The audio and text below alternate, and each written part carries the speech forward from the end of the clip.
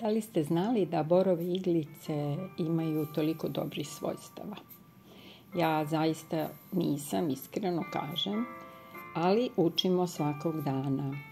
Zato sam probala da napravim ovaj napitak, prirodno gazirano piće od borovih iglica i oduševili su se i moji ukućani, a sigurna sam da ćete i vi ako napravite ovo brzo, jeftino, odlično i lekovito piće. A zašto lekovito?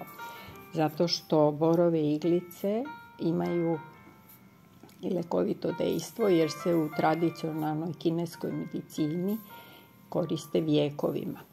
Zašto ga oni koriste?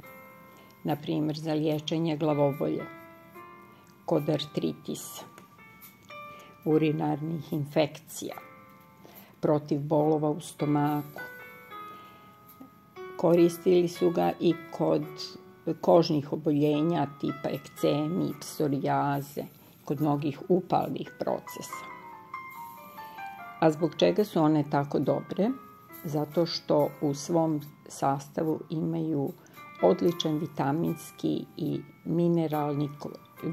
mineralni kolorit. Na primjer, bogate su jako vitaminom C, A, vitaminom K, vitaminima E i D. Zato možemo reći da samim tim pospješuju imunni sistem, jačaju kosti i zglobove, poboljšavaju vid, jer za vid nam trebaju vitamini A, E i D. Borove iglice su bogate antioksidansima i prirodno su sredstvo protiv bakterija i mikroba, zato se može koristiti kod raznih upalnih infektivnih procesa. Borove iglice nam pomažu i kod detoksa i pokazuju se kao odličan pomoćnik jer čiste organizam od toksina.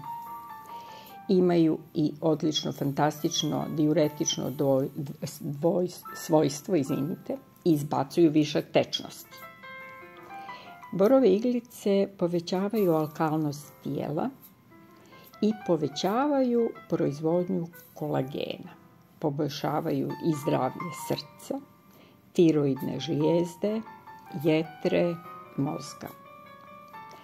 Borove iglice povećavaju opšte energiju našeg organizma i pomažu nam kod fizičkog i mentalnog umora. Znači, kad se osjećate malo umorno, popijete jednu čašu i odmah ćete dobiti dodatnu energiju za nastavak. Zato preporučujem da odmah napravite 3 flaše, a ne kao ja jednu, ali napravit ću novu turu, tako da možete da pravite svaka 2-3 dana i imate uvek novu i sveži napitak. Količinu, odnosno jačinu možete povećavati tako što ćete držati malo duže. Zahvaljujem i vidimo se u sljedećem videu.